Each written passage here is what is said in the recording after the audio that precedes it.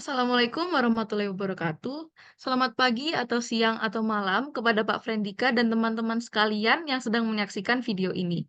Sebelumnya saya ucapkan terima kasih kepada Pak Frendika atas waktunya yang diberikan kepada kami untuk berpresentasi kali ini. Kami dari kelompok 6 Ekonomi Kota kelas C hari ini akan membawakan materi dengan judul Ragam Eksternalitas Ekonomi Kota. Next.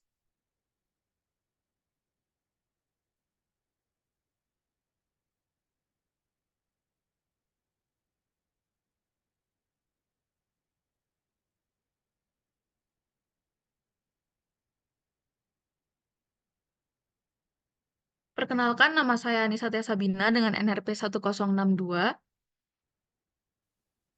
Perkenalkan, nama saya Faza Muhammad Faris dengan NRP akhir 1050. Saya Dinda Aura dengan RP akhir 5011339. Next.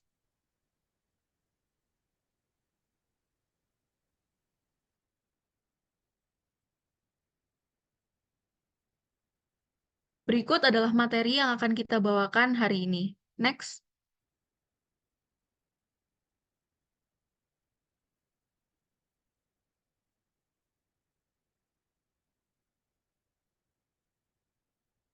Yang pertama adalah arti dari eksternalitas ekonomi kota. Next.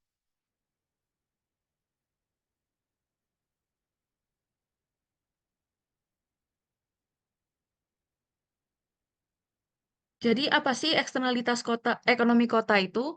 Jadi eksternalitas ekonomi adalah dampak, bisa berupa manfaat atau konsekuensi yang timbul akibat suatu aktivitas ekonomi yang dikenakan pada pihak lain di luar aktivitas tersebut. Next.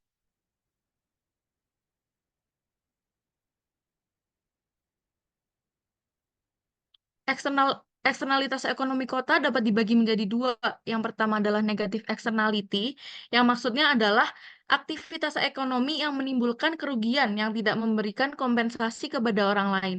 Contohnya adalah seperti slide sebelumnya, jadi kalau misalnya ada suatu pabrik yang membuang limbahnya ke sungai, di sini dampak yang dirugikan adalah sungai dan tidak diberinya kompensasi dari pabrik. Sebaliknya ada positif externality atau eksternalitas positif yang artinya aktivitas ekonomi yang menimbulkan manfaat yang tidak dibayar untuk dinikmati orang lain. Contohnya itu seperti pembangunan jalan umum yang dapat dirasakan manfaatnya oleh pengguna jalan. Next.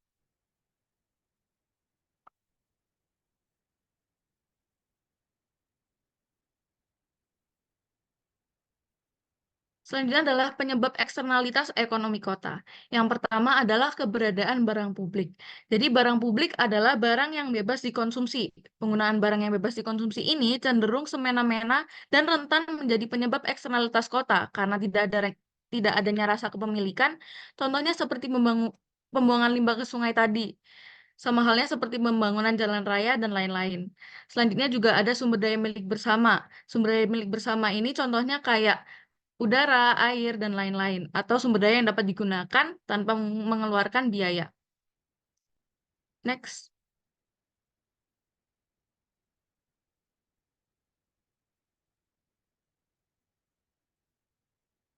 Selanjutnya adalah solusi dari eksternalitas ekonomi kota. Yang pertama ada regulasi atau peraturan. Di sini pemerintah mengeluarkan peraturan dengan cara melarang atau mewajibkan akan sesuatu kepada pihak-pihak penyebab eksternalitas. Selanjutnya adalah pajak Pigovion. Adalah memberikan insentif yang besar kepada perusahaan yang memberikan eksternalitas positif dan mengenakan pajak yang besar pula kepada perusahaan yang eksternalitas negatifnya lebih besar. Selanjutnya pendekatan sosial. Di sini maksudnya adalah berupa memberikan bantuan kepada masyarakat sekitar yang terdampak akan aktivitas ekonomi yang sedang dijalankan. Next.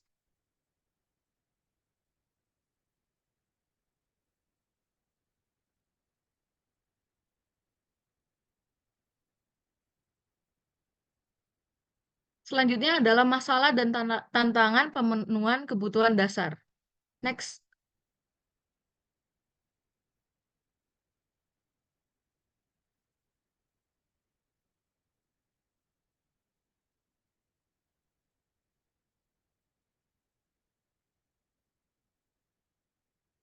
Kebutuhan dasar yang dimaksud di sini adalah pembangunan perumahan dan pembangunan sarana prasarana yang punya hubungan erat dengan eksternalitas ekonomi, bisa berupa eksternalitas positif dan eksternalitas negatif. Next.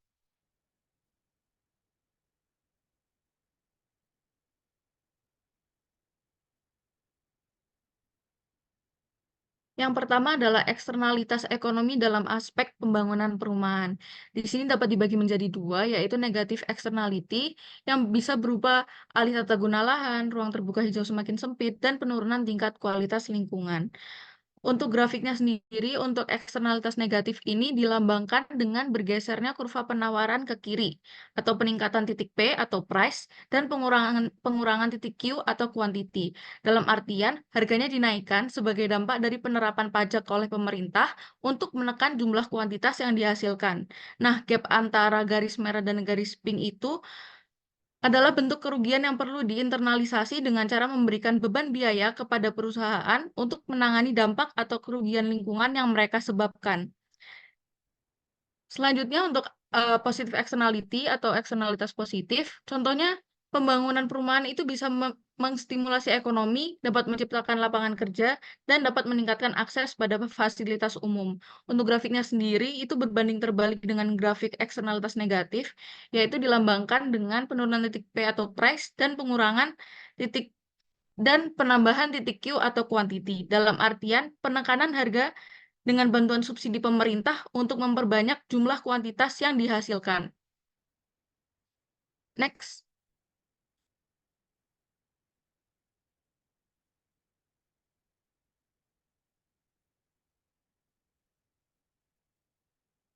Selanjutnya adalah eksternalitas ekonomi dalam aspek pembangunan sarana prasarana. Untuk grafiknya sendiri sama seperti slide sebelumnya.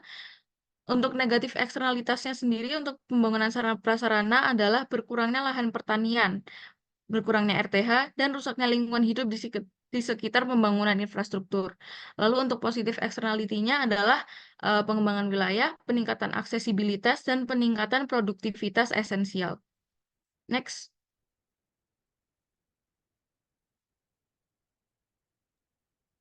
Baik, selanjutnya adalah bagian saya, di mana saya akan menjelaskan mengenai masalah dan tantangan ketimpangan ekonomi dan sosial. Langsung saja, jadi yang pertama saya akan menjabarkan apa sih ketimpangan ekonomi itu. Jadi, secara garis besar, ketimpangan ekonomi itu tidak pernah persebaran dari ukuran ekonomi seperti pendapatan, kekayaan, akses sumber daya di antara individu dan kelompok. Nah, ketimpangan ekonomi itu biasanya dikaitkan dengan dua hal, ada ketimpangan pendapatan dan ketimpangan kekayaan.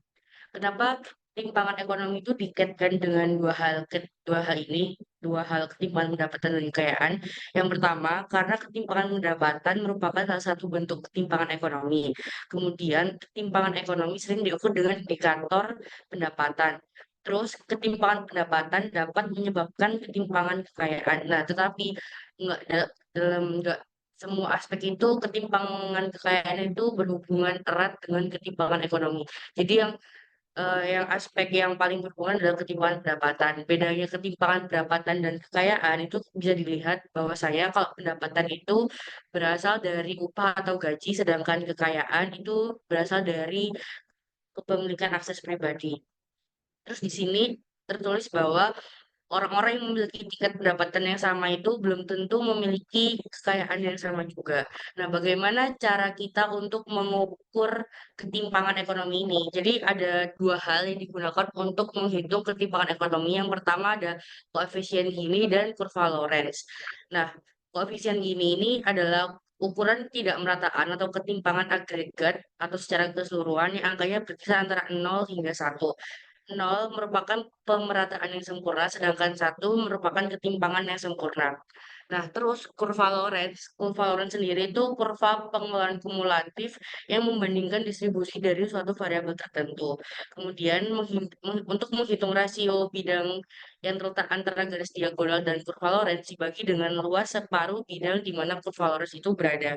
Jadi, koefisien Gini itu didasarkan pada hitungan kurva Lorenz. Biar lebih jelasnya langsung aja di slide selanjutnya.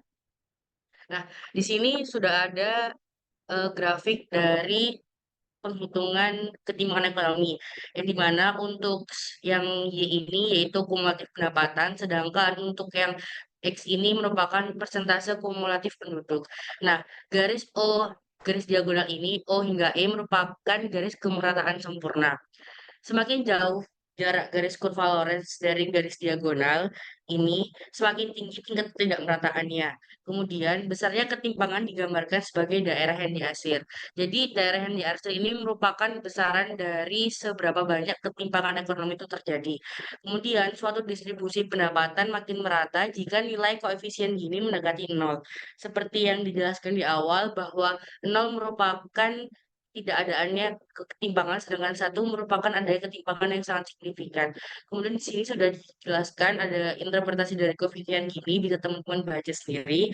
Nah, koefisien Gini itu ada rumusnya sendirian di mana GR sama dengan 1 dikurangi sigma FI. FI adalah jumlah persen penerima pendapatan kelas ke I, kemudian dikalikan dengan YI ditambah YI dikurangi 1. YI sendiri merupakan jumlah kumulatif pendapatan pada kelas I. Nah, ini yang saya tadi omong di awal bahwasanya nol itu tidak ada ketimpangan, sedangkan satu adalah terjadinya ketimpangan yang signifikan. Nah, faktor-faktor penyebab ketimpangan ekonomi itu apa aja sih? Yang pertama ada diskriminasi. Jadi contohnya itu misalnya ada beberapa, misal segampangnya ada beberapa wilayah orang-orang di bagian wilayah tertentu itu mendapatkan diskriminasi seperti yang kulit hitam. Mereka biasanya itu didiskriminasi bahwa mereka mendapatkan pekerjaan yang kurang layak. Misal kayak yang waktu disebutkan kemarin di kelas yang ada di Paris itu bahwa mereka itu bekerja pada pembuangan sampah. Nah, itu salah satu contoh dari adanya diskriminasi. Kemudian faktor yang kedua itu adanya kurangnya lapangan pekerjaan yang sudah pastinya keterbatasan lapangan pekerjaan ini mempengaruhi adanya pendapatan yang berbeda. Kemudian yang ketiga ada pembangunan infrastruktur. Jadi misalnya di suatu wilayah itu terjadi pembangunan infrastruktur yang lebih tinggi dibandingkan yang lainnya, tentu saja di wilayah itu memiliki tingkat ekonomi yang tinggi. Kemudian faktor yang terakhir yaitu akses terhadap pendidikan.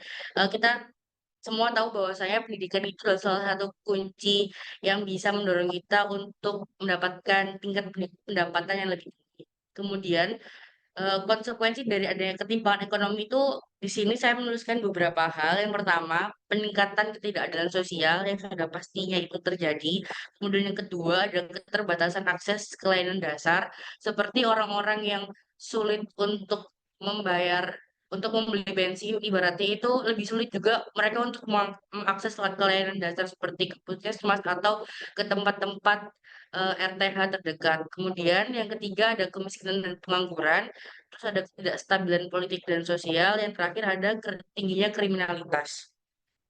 Nah, kemudian yang kedua yakni ada ketimpangan sosial, yakni di mana suatu ketidakseimbangan sosial yang ada di lingkungan masyarakat, sehingga menjadi suatu ketimpangan yang begitu mencolok. Nah, ketimpangan sosial ini terjadi akibat distribusi yang tidak merata. Terjadi akibat kesenjangan sosial, lemahnya dampak sebar di beberapa negara berkembang. Jadi, distribusinya itu tidak merata dan hanya dapat di beberapa daerah saja. Nah, sebuah peristiwa yang terjadi pada masyarakat dan lingkungan yang disebabkan oleh perbedaan dalam hal kualitas hidup yang sangat mencolok. Ketimpangan sosial itu banyak hal, tapi di sini saya menuliskan ada tiga, yakni salah satunya ketimpangan akses pendidikan, ketimpangan akses layanan kesehatan, dan ketimpangan peluang kerja. Jadi nggak semua orang tuh dapat kesempatan untuk mendapatkan peluang kerja yang sama. Terus adanya ketimpangan sosial ini juga memiliki konsekuensi yang negatif tentunya, yakni yang pertama lemahnya kualitas pendidikan dan kejahatan dan kekerasan yang tinggi seperti di beberapa wilayah kalau misalnya ada terjadi ketimpangan sosial itu bakalan lebih rawan dan kurang aman. Nah, selanjutnya, apa hubungannya eksternalitas dengan ketimpangan ekonomi dan sosial? Yang pertama, karena hubungan ini itu sangat kompleks dan komprehensif, jadi dibagi menjadi dua. Yang pertama itu dampak eksternalitas pada ketimpangan. Nah, yang pertama itu kemampuan mengatasi eksternalitas. Kelompok berpenghasilan rendah umumnya memiliki sumber daya yang lebih sedikit untuk melindungi diri dari dampak eksternalitas negatif.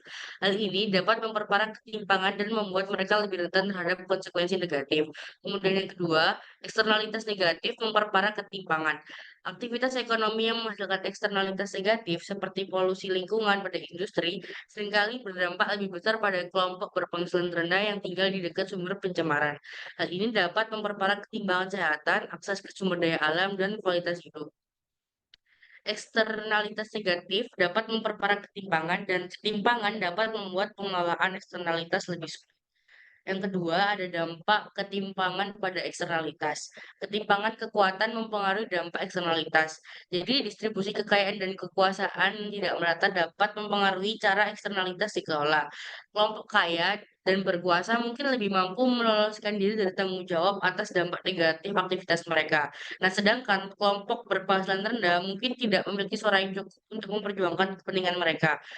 Kemudian yang kedua, ada ketidakmampuan mengatur eksternalitas akibat ketimpangan. Kurangnya akses terhadap informasi pendidikan dan sumber daya politik dapat membuat kelompok berpenghasilan rendah lebih sulit untuk memahami dan mengadvokasi solusi untuk eksternalitas negatif. Eksternalitas dalam, seperti yang saya bilang tadi, eksternalitas dalam konteks ekonomi itu mengacu pada konsekuensi dari tindakan ekonomi yang dirasakan oleh pihak-pihak yang tidak terlibat langsung dalam proses transaksi. Selanjutnya bisa dilanjutkan oleh rekan saya.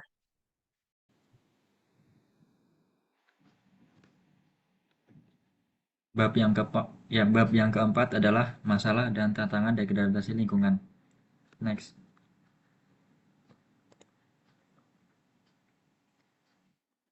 Yang pertama, ada pengertian degradasi lingkungan.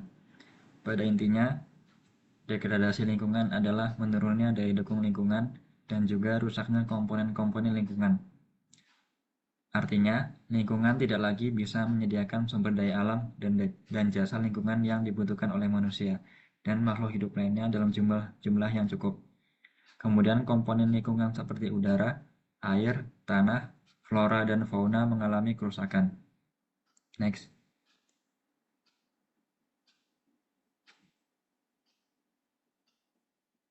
Nah, berikut adalah penyebab dan juga dampak dari degradasi lingkungan. Contoh penyebab degradasi lingkungan adalah eksploitasi sumber daya alam yang berlebihan, pencemaran lingkungan, deforestasi atau penebangan hutan, dan urbanisasi. Kemudian dampaknya ada gangguan kesehatan, bencana alam seperti banjir dan kekeringan, kemudian hilangnya habitat flora dan fauna, serta perubahan iklim. Next. Kemudian dampak ekonomi dari degradasi lingkungan. Yang pertama ada penurunan produktivitas. Artinya polusi udara dan suara dapat mengganggu konsentrasi produktivitas pekerja. Kemudian yang kedua, meningkatnya biaya kesehatan. Artinya pencemaran udara dan air dapat menyebabkan berbagai macam penyakit yang mana penyakit tersebut bisa disembuhkan walaupun dengan membutuhkan perawatan medis yang mahal.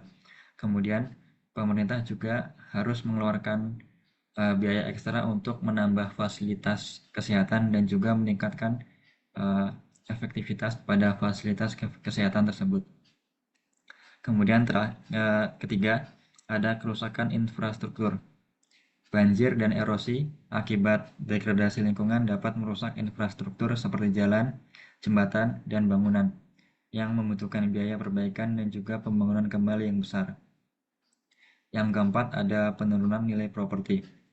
Polusi dan degradasi lingkungan dapat menurunkan nilai properti di daerah yang terkena dampak. Dan terakhir, ada penurunan sektor pariwisata. Keindahan alam yang terdegradasi atau rusak dapat mengurangi daya tarik wisata kota.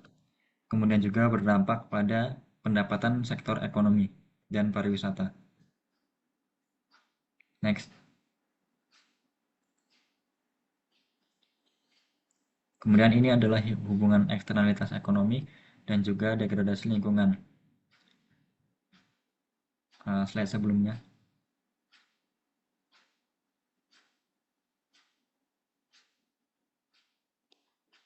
Yang pertama, aktivitas ekonomi di kota dapat menghasilkan emisi dan limbah yang mencemari lingkungan. Emisi dari kendaraan bermotor, industri, dan pembangkit listrik berkontribusi pada polusi udara dan juga perubahan iklim. Kemudian limbah industri, pertanian, dan rumah tangga dapat mencemari air dan tanah. Kemudian yang kedua, pencemaran lingkungan dapat menyebabkan degradasi lingkungan. Polusi udara dapat merusak tanaman, mengganggu kesehatan manusia, dan berkontribusi pada perubahan iklim. Kemudian pencemaran air dapat membunuh biota air dan membatasi akses air bersih bagi manusia. Serta pencemaran tanah dapat menurunkan kesuburan tanah dan membahayakan kesehatan manusia. Next.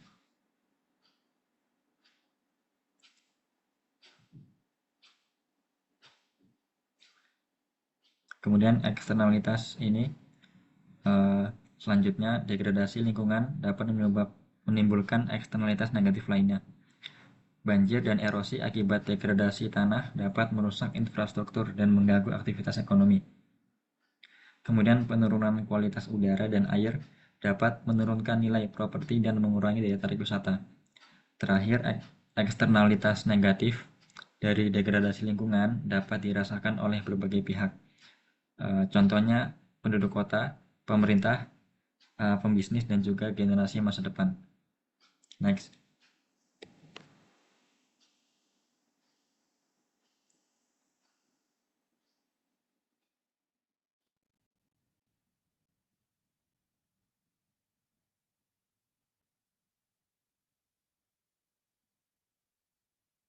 Kemudian pada bab 5 akan dijelaskan masalah dan tantangan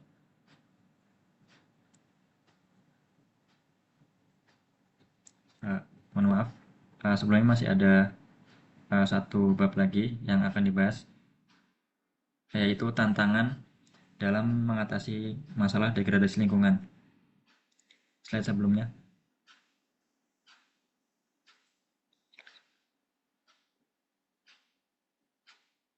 Yang pertama, ada perilaku konsumtif. Gaya hidup masyarakat yang konsumtif dan boros dalam penggunaan sumber daya alam seperti air, energi, dan bahan baku memperparah degradasi lingkungan. Kemudian yang kedua, lemahnya regulasi dan penegakan hukum. Kurangnya regulasi dari pemerintah terkait pengelolaan lingkungan dan penegakan hukum yang lemah terhadap pelanggar aturan. Kemudian ketiga, kurangnya kolaborasi dan partisipasi. Adanya kurangnya kerjasama dan koordinasi antar pihak-pihak terkait seperti pemerintah, swasta, masyarakat sipil, dan komunitas internasional.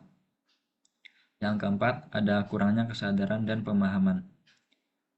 Banyak masyarakat yang belum menyadari dampak serius dari degradasi lingkungan dan belum memahami pentingnya menjaga kelestarian alam. Kemudian terakhir, ada keterbatasan sumber daya, yaitu keterbatasan dana dan teknologi untuk melakukan upaya pelestarian lingkungan dan pemulihan kerusakan lingkungan, serta kurangnya tenaga ahli di bidang lingkungan yang dapat mengelola sumber daya alam. Next.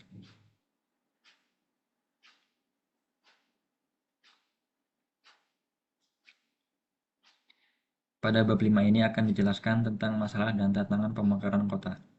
Next.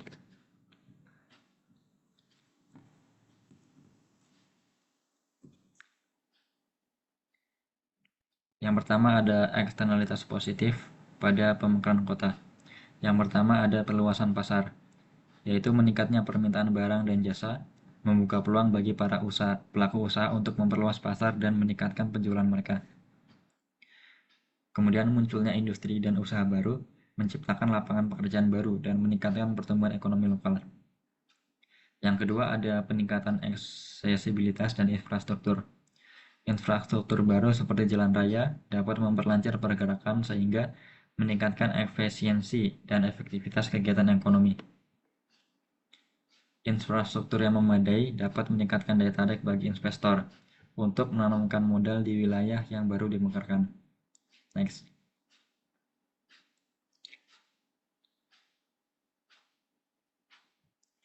Yang ketiga, ada pemerataan pembangunan. Pemerataan pembangunan ini dapat meningkatkan kualitas dan jangkauan layanan publik pada masyarakat terhadap layanan dasar dan meningkatkan kesejahteraan mereka.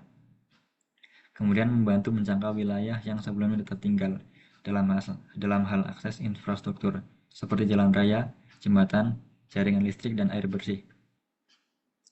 Dan yang keempat, ada pemanfaatan SDA.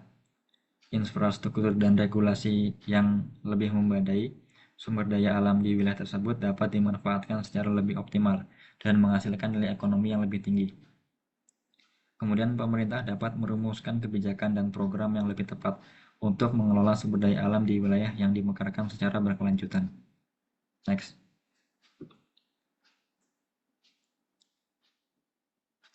Kemudian eksternalitas negatifnya adalah yang pertama adalah beban keuangan pemerintah. Meningkatnya anggaran daerah membutuhkan anggaran yang lebih besar untuk membiayai pembangunan infrastruktur, layanan publik, dan aparat pemerintah di wilayah yang baru dimekarkan. Kemudian ketidakseimbangan anggaran menyebabkan kesenjangan pembangunan dan pelayanan publik antar wilayah. Yang kedua, ketidakseimbangan ekonomi. Ketidakseimbangan ekonomi ini dapat memperparah ketimpangan pendapatan antar wilayah yang dimekarkan dan wilayah yang sudah maju. Kemudian juga menyebabkan ketimpangan akses terhadap infrastruktur, layanan publik, dan peluang ekonomi. Kemudian menyebabkan ketimpangan peluang untuk mendapatkan pekerjaan, pendidikan, dan kesehatan. Next.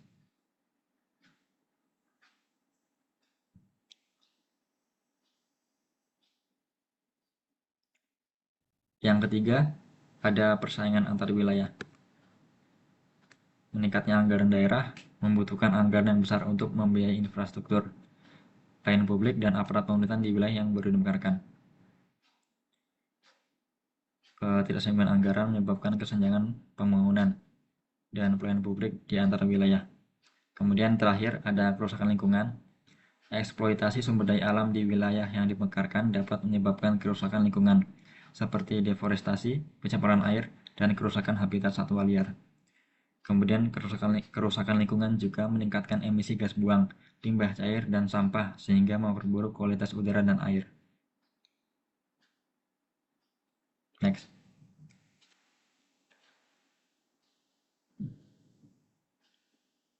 Ini daftar pustaka yang kita gunakan untuk merumuskan presentasi yang kami jabarkan. Sekian dari Baik, Aura. baik. Sebelum ditutup mungkin ada kesimpulan yang menarik materi menarik secara garis besar dari materi apa yang kita sampaikan. Jadi bahwasanya apapun hal yang berkaitan dengan transaksi ekonomi pastinya menghasilkan dampak eksternalitas pada orang-orang yang tidak terlibat pada kegiatan tersebut. Mungkin itu saja yang dapat kami sampaikan. Mohon maaf apabila ada kesalahan kata dan kekurangan dalam presentasi kami. Akhir kata, terima kasih. Wassalamualaikum warahmatullahi wabarakatuh.